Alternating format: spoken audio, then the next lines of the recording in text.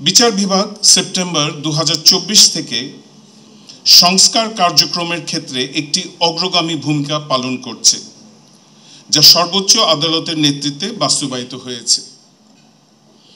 তদুপরি বিচার বিভাগের বিস্তৃত এবং বিশদ খাতভিত্তিক সংস্কার প্রস্তাবসমূহ প্রয়োজন অনুযায়ী সংশ্লিষ্ট সংস্কার কমিশনগুলোর সাথে ভাগাভাগি করা হয়েছে এবং তাদের প্রস্তাবে সেগুলোর প্রতিফলন দেখা যাচ্ছে।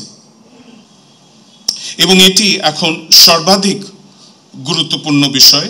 আমি বিশ্বাস করি যে জাতিসংঘ উন্নয়ন কর্মসূচি UNDP-র সহযোগিতায় আয়োজিত আমাদের সংস্কার রোড শোগুলো এখন নিজস্ব গতি অর্জন করেছে।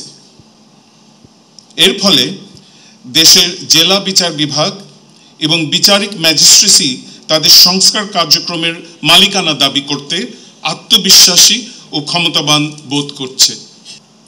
সামনের সপ্তাহ এবং মাসগুলো জেলা বিচার বিভাগ ও ম্যাজিস্ট্রেসির জন্য অত্যন্ত গুরুত্বপূর্ণ।